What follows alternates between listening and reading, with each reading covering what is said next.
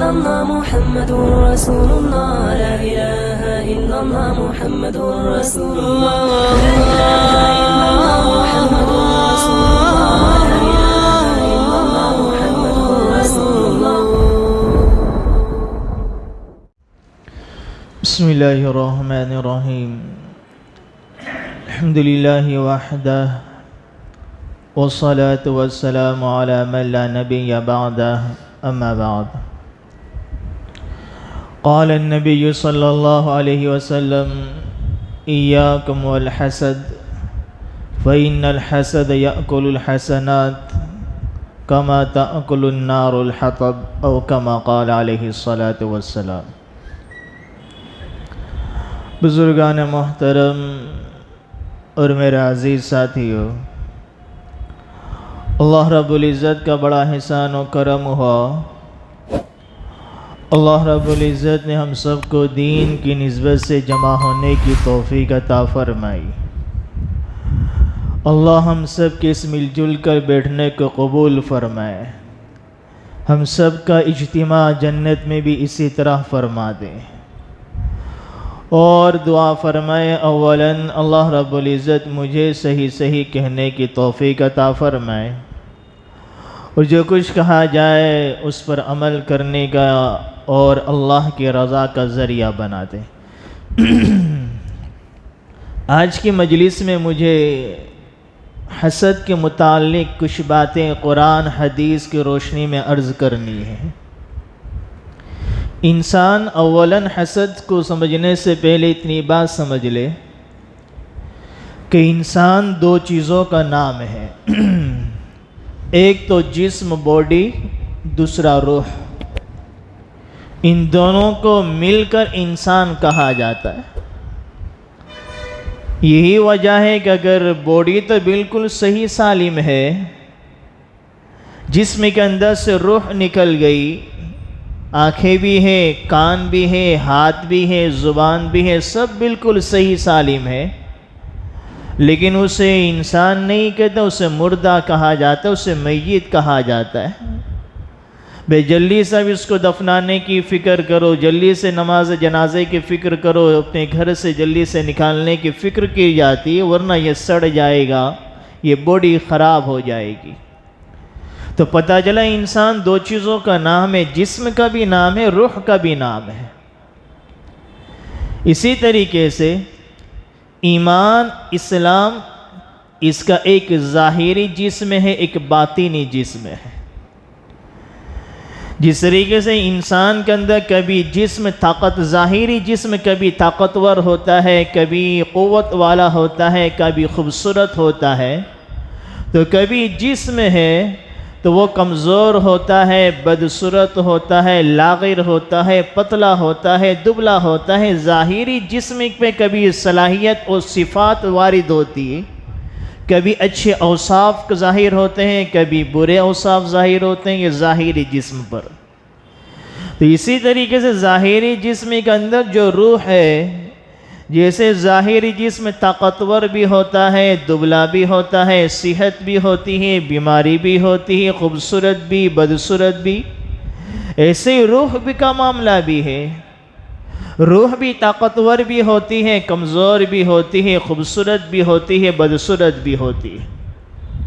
آج ہماری تمام تر کوششیں یہ رہتی کہ ہمارا ظاہر چمک دمکتا رہے، ہمارا چہرہ، ہماری باڈی، ہمارا جسم صحیح سالم رہے، خوبصورت رہے، اور ہمارا نفس جو ہے، ہمارا باطن جو ہے، ہماری روح ہے، وہ کتنی دبلی پتلی ہو رہی ہے، وہ کتنی گندی ہو رہی ہے گناہ کی نحوست سے، اس کا ہمیں کوئی خیال نہیں، کوئی فکر نہیں. جہاں جسم کو بنانے کی فکر کرے، خوبصورت بنانے کی ہم فکر کریں، مسلمان کے ذمہ یہ بھی ضروری ہے وہ اپنے باطن کو، اپنے قلب کو، اپنے نفس کو، اپنے روح کو سدھارنے کی، اس کو خوبصورت بنانے کی بھی کوشش میں لگا رہے. تو ظاہری جسم پر بھی بیماریاں طاری ہوتی ہیں. کبھی جسم میں بخار آ گیا، کبھی ملیریا، کبھی ٹائیفائڈ، تو کبھی دست ہے. یہ ظاہری جسم پر بیماریاں لاحق ہوتی ہیں. اسی طریقے سے روح کی بیماریاں بھی ہے. علماء کرام فرماتے یہ روح بھی بیمار پڑتی ہے، اس کی بھی بیماریاں ہیں۔ اس کی بیماریاں کون کون سی ہے؟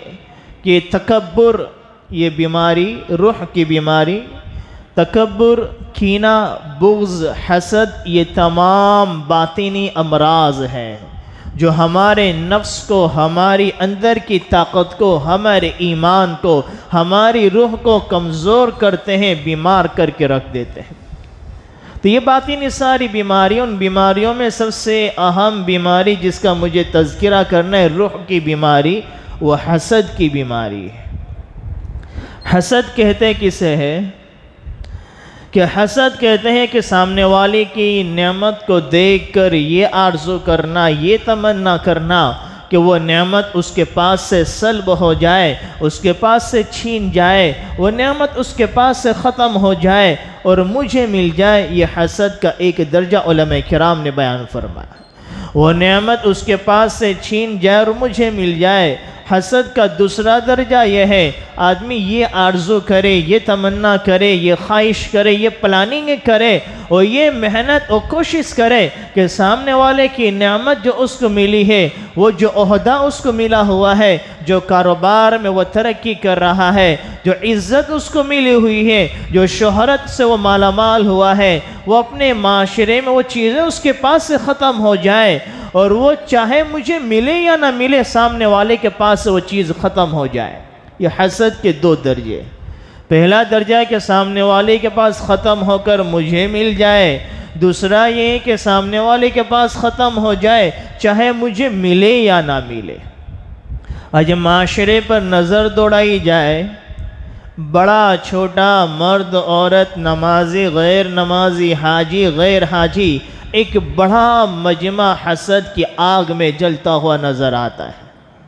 ہر ایک یہ خواہش کہ یہ مجھ سے آگے کیوں نکل گیا، ہم دونوں ایک ہی باپ کی اولاد ہے، اس کے پاس بھی ہم دونوں ایک ہی گھرانے کے رہنے والے ہیں، ہم دونوں کے پاس ایک ہی ڈگری ہے، اس کے پاس بھی وہی ڈگری، میرے پاس بھی وہی ڈگری، اس کے پاس بھی وہی ہنر، میرے پاس بھی وہی ہنر، اس کے پاس وہی علم جو میرے پاس ہے، اس کے پاس وہی صلاحیتیں جو میرے پاس ہے، پھر یہ اپنے معاشرے میں اتنی ترقی کیوں کر رہا ہے، اس کی دکان اتنی آگے کیوں بڑھتی چلی جا رہی ہے، وہ کاروبار میں اتنی ترقی کرتا ہوا کیوں نظر آ رہا ہے، خاندان میں، سوسائٹی میں، معاشرے میں لوگ اس کی طرف رجوع کیوں کرتے ہیں، میرا وہ مقام کیوں نہیں؟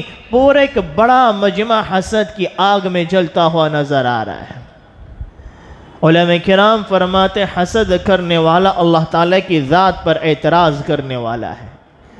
حسد کرنے سے سامنے والے کا نقصان ہو یا نہ ہو، خود انسان کی ذات کا نقصان ضرور ہوتا ہے۔ حسد کرنے والا گویا بزبان حال سے یہ اعتراض اللہ کی ذات پر کر رہا ہے کہ نعوذ باللہ، اللہ تو نے اس کو نعمت جو عطا کی ہے، وہ انسان اس نعمت کا حقدار نہیں تھا، اس نعمت کا حقدار میں تھا، تو نے اس نعمت اس کو کیوں دے دی؟ جب بندہ اللہ کی ذات پر اعتراض کرنے والا ہو تو گویا وہ بندہ دنیا آخرت میں کہاں کامیاب ہو سکتا ہے، کہاں اس کو ترقی مل سکتی ہے۔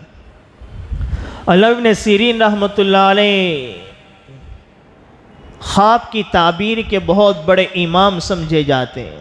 علامہ ابن سیرین رحمۃ اللہ علیہ وہ فرماتے ہیں کہ میں نے کبھی کسی پر حسد نہیں کیا، کیونکہ اگر سامنے والے اگر میں حسد کرتا ہوں تو سامنے والا یا تو جنتی ہوگا یا جہنمی ہوگا۔ اگر جنتی ہے تو ایسے جنتی شخص پر حسد کیسے کیا جا سکتا ہے؟ اور اگر سامنے والا جہنمی ہے تو سب پہلے سے وہ تو جہنمی ہے، اب جہنمی شخص پر حسد کرنے سے کیا فائدہ؟ یہ بات اگر ہم بھی ہمارے دلوں پر لکھ لیں کہ سامنے والا جنتی ہے تو حسد کرنے سے ہماری جنت، ہماری آخرت برباد ہوگی، اور سامنے والا جہنمی ہے تو پہلے سے اس کی آخرت کی زندگی برباد ہے، ایسے شخص پر حسد کیسے کیا جا سکتا ہے؟ یہ بات ہم نے بھی ہمارے دلوں میں بٹھا دی تو آج حسد ہمارے دلوں سے بھی نکل جائے گا۔ کتابوں میں ایک بات لکھی ہوئی ہے کہ امام حضرت نوح علیہ السلام جب طوفان آیا، عذاب آیا، اللہ نے حکم دیا کہ ہر جانور کے ایک جوڑا اپنی کشتی میں ساتھ لے لو، سارے ایک ایک جوڑے ساتھ میں لے لیے. ایک بوڑھا شخص بھی کشتی کے کونے میں بیٹھا ہوا تھا. بڑا تعجب ہوا کہ بھئی ایک روایت کے مطابق 40 افراد تھے کشتی میں، 40 لوگ، اور ایک روایت کے مطابق 80 افراد تھے، اور پوری دنیا کفر سے شرک سے بھری پڑی ہوئی تھی. یہی وہ لوگ تھے جو توحید کا اقرار کرنے والے تھے، اللہ اس کے نبی پر ایمان رکھنے والے تھے. ہر ایک کا ایک ایک جوڑا لے لیا. ایک بوڑھا بھی تھا کہ بھئی یہ سب تو جوڑے جوڑے موجود ہے، یہ بوڑھا کوئی اجنبی سا ہے. اس کو پکڑ کر نوح علیہ السلام کے سامنے لایا گیا کہ بھئی یہ کون ہے، پتہ نہیں، پہچان میں نہیں آتا. نوح علیہ السلام کے سامنے لائے تو نوح علیہ السلام نے پوچھا تو کہا کہ میں شیطان ہوں، مجھے آپ رحم کیجئے، مجھے بھی اس میں بیٹھا دیجئے، مجھے آپ باہر نہ ڈالیے. میں آپ کو 2 باتیں ایسی بتاتا ہوں جو آپ کو بڑا فائدہ دے گا، جن 2 باتوں سے میں انسان کو بڑا نقصان پہنچاتا ہوں. وہ 2 باتیں حضرت نوح علیہ السلام فرمایا ٹھیک ہے. شیطان نے 2 باتیں بتائیں کہ ایک تو حسد ہے، ایک حسد ہے، دوسرا تکبر ہے. حسد نے مجھے آسمان سے زمین پر اتارا، تکبر نے کہ مجھے آسمان سے زمین پر اتارا. کہ اللہ تعالیٰ نے آدم علیہ السلام کو پیدا فرمایا، اللہ نے تمام لوگوں کو فرمایا کہ اس فرشتوں کو کہ آدم کو سجدہ کرو، شیطان سے بھی کہا گیا، فآبا، اس نے انکار کیا، کہا کہ انا خیر من خلقتنی من نار وخلقتہ من طین، کہ تو نے تو اس کو مٹی سے بنایا، آدم کو مٹی کی صفت نیچے جاتی ہے، مجھے آگ سے بنایا، آگ کی صفت اوپر کو جاتی ہے، میں اسے کیسے سجدہ کروں؟ حسد کی آگ میں مبتلا ہو گیا، تکبر کیا، بڑائی کی، جس کی بنا پر مجھے آسمانوں سے جنت سے نکال کر دنیا میں بھیج دیا. میں انہی 2 چیزوں سے لوگوں کو نقصان پہنچا دوں، ایک حسد، دوسرا تکبر سے. انسان اس میں مبتلا ہوتا ہے تو آخرت و جہنم سے محروم ہو جاتا ہے. آج یہ 2 بیماریاں ہماری زندگیوں میں پائی جاتی ہے اور ہمیں اس کا احساس بھی نہیں ہوتا. ہر مطلب ضروری نہیں کہ 24 گھنٹے یہ صفت ہماری زندگی میں ہو. کبھی کبھی جہاں کا اس طرح کا موقع ہوا وہ حسد کی بیماری ابھرتی ہے، تکبر کی بیماری ابھرتی ہے. جب موقع ختم ہو گیا وہ بات بھی ختم ہو گئی، لیکن ہمیں اس کا احساس بھی نہیں ہوتا کہ حسد میرے اندر ہے، تکبر میرے اندر ہے.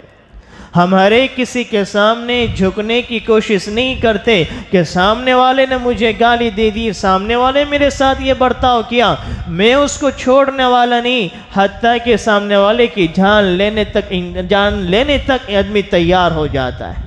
یہ تمام حسد اور تکبر کی بنا پر ہے. ایک مسلمان دوسرے مسلمان کے قتل کرنے پر آمادہ ہو جاتا ہے. تو حسد ایک ایسی بیماری ہے جو انسان حسد کرنے والا گویا اللہ کی ذات پر اعتراض کرنے والا ہوا. عربی زبان کے اشعار ہے جس کا ترجمہ یہ ہے کہ حسد کو آگ سے تشبیہ دی جاتی ہے، اور آگ کی خاصیت ہے کہ آگ جب تک کسی دوسری چیز کو جلاتی ہے تو وہ دوسری چیز کو جلاتی رہے گی، یہاں تک کہ وہ جس چیز کو جلا رہی ہے اس کو بالکل بھسم کر دیتی ہے، ختم کر دیتی ہے. جس چیز کو جلا رہی وہ جل کر ختم ہو گئی. تو پھر آگ کی صفت یہ کہ وہ آگ اپنے اندر اپنی ایک آگ کا حصہ دوسرے آگ کے حصے کو جلاتا ہے. جب کوئی چیز نہیں رہی اور آگ جل رہی ہے تو آگ اپنا حصہ خود اپنے دوسرے حصے کو جلاتی ہے، اور ایک یہ حصہ دوسرے حصے کو جلا کر ایک وقت آتا ہے کہ آگ خود ختم ہو جاتی ہے، بجھ جاتی ہے. گویا حسد کرنے والا سامنے والے پر حسد کرتا ہے، وہ سامنے والے کو نقصان پہنچائے یا نہ پہنچائے، سامنے والے کو جلائے یا نہ جلائے، لیکن اپنے آپ کو، اپنے اندر کو وہ جلاتا رہتا ہے، اور اپنے آپ کو اتنا جلاتا ہے وہ خود بخود ایک دن ہلاک و برباد ہو جاتا ہے. شیخ سعدی رحمۃ اللہ علیہ بہت بڑے عالم گزرے ہیں، فارسی زبان کی بڑی مشہور معروف ان کی کتاب ہے گلستہ، ان کی فارسی زبان کی کتاب ہے. اس میں انہوں نے ایک حکایت ایک نقل فرمائی کہ ایک بادشاہ نے ایک نوجوان کو اپنا خاص بنایا، اپنا درباری بنایا. وہ اچھا طبیعت کا، بڑا اچھا تھا، بڑا نیک تھا، اپنے کام میں بڑا ہوشیار تھا. بادشاہ نے اس کو اپنا مقرب بنا لیا. لیکن جو اس کے درباری پرانے لوگ تھے وہ حسد کرنے لگے کہ یہ آج کل کا آیا ہوا نوجوان بادشاہ کا اتنا مقرب بن گیا، اتنا قریبی بن گیا، اتنا چہیتا بن گیا، وہ حسد کرنے لگے اور اس کو کسی تہمت میں اس کو گرفتار کر دیا، کسی جھوٹا الزام اس پر لگا دیا۔ بادشاہ نے اس کو بلایا، تحقیق کی تو اس نے اپنے پوری بات کی وضاحت کی۔ پھر بادشاہ نے پوچھا کہ بھئی ان کی دشمنی کی جو دوسرے لوگ ہیں تم سے دشمنی کیوں کرتے ہیں، اس کی وجہ کیا ہے؟ تو اس درباری نے بڑا اچھا جواب دیا۔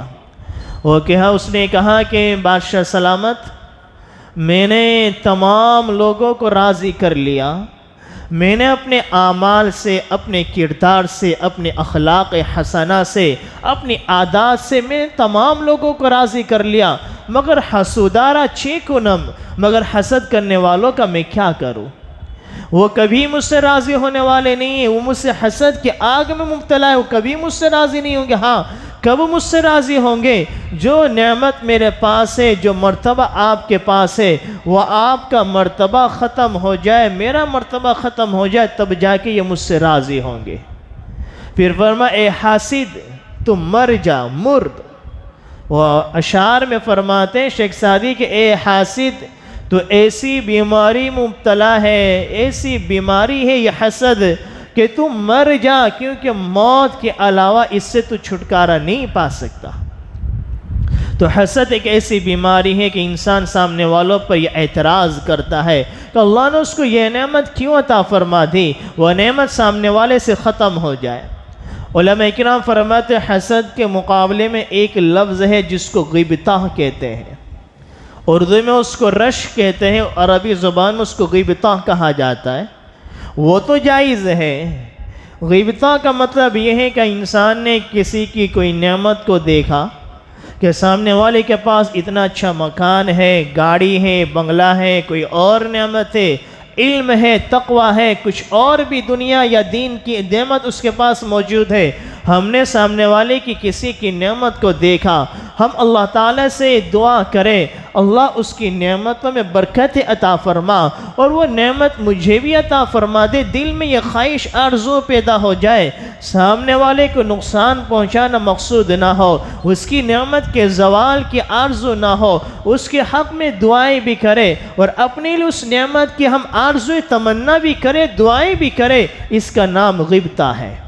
حسد کرنے سے وہ نعمت آپ کے پاس آنے والی نہیں ہے، لیکن آپ غیبتہ کرو گے، رش کرو گے، اس کے حق میں آپ نعمت کی بڑھوتری کی دعائیں بھی کر رہے ہیں، اللہ سے بھی مانگ رہے ہیں اللہ ہم دونوں ایک ہی علاقے کے رہنے والے، ہم دونوں ایک ہی برادری کے، ایک ہی باپ کی اولاد، ایک ہی دوست ہیں، ایک ہی محلے میں رہنے والے، ہمارا کاروبار ایک ہی ہے، ہماری صلاحیتیں بھی ایک ہی ہے، جو ذات تو اس نے شخص کو دینے پر قادر ہے، اللہ تیرے خزانے میں کوئی کمی نہیں ہے، اللہ میں بھی تیرا بندہ ہوں، میں بھی تیرا نام لینے والا ہوں، تجھ پہ ایمان رکھنے والا ہوں، تیرے نبی کی رسالت کی گواہی دینے والا ہوں، میں بھی تیرا بندہ، تیرے نبی کا امتی ہوں، اللہ تیرے خزانے میں کوئی کمی نہیں ہے، تیرے یہاں نسب حسب کا کوئی لحاظ نہیں ہے، مولا تو نے وہ نعمت اسے عطا فرمائی، وہ نعمت مجھے بھی عطا فرما دے تاکہ میری دنیا بھی خوشحال گزر جائے۔ اس کا نام غیبتہ ہے۔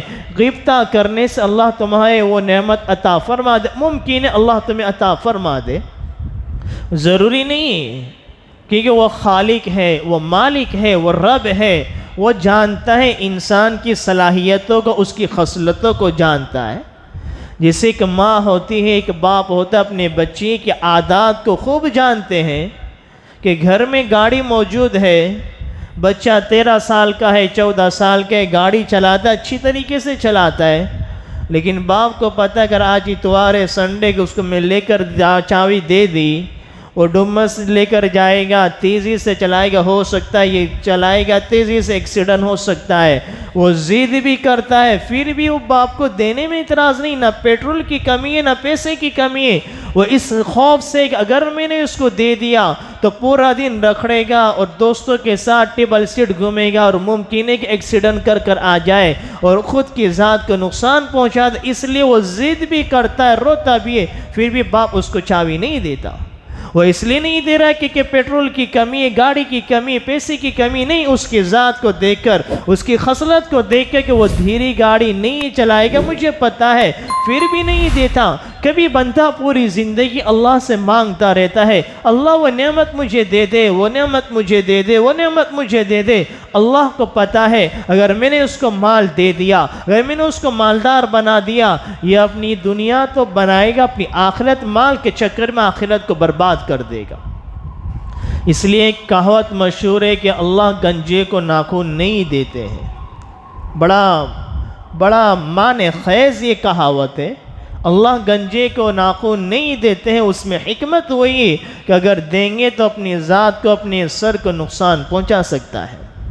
موسیٰ علیہ السلام کے زمانے میں ایک فقیر تھا۔ ہمارے دلوں میں بہت سی مرتبہ یہ باتیں آتی ہے، میں پوری زندگی اللہ سے مانگتا رہا کہ میرا ذاتی مکان ہو جائے، کرائے کے مکان سے چھٹکارا مل جائے، قرض سے چھٹکارا مل جائے، یہ بیماری سے چھٹکارا مل جائے، لیکن میری دعائیں پوری نہیں ہوتی۔ میں 5 وقت کا نمازی، میں اپنی تجارت میں سچا، میں اپنے اخلاق میں اچھا، میں اپنی ذات سے کسی کو نقصان نہیں پہنچاتا، میرے کردار بڑے اچھے، پھر بھی میرے ساتھ یہ معاملہ کیوں ہو رہا ہے؟ وہ اللہ جانتا ہے۔ اگر تمہیں وہ نعمت دی جائے گی، اس نعمت میں تم پھنس کر اپنے رب کو بھلا دو گے، آخرت کو برباد کر دو گے۔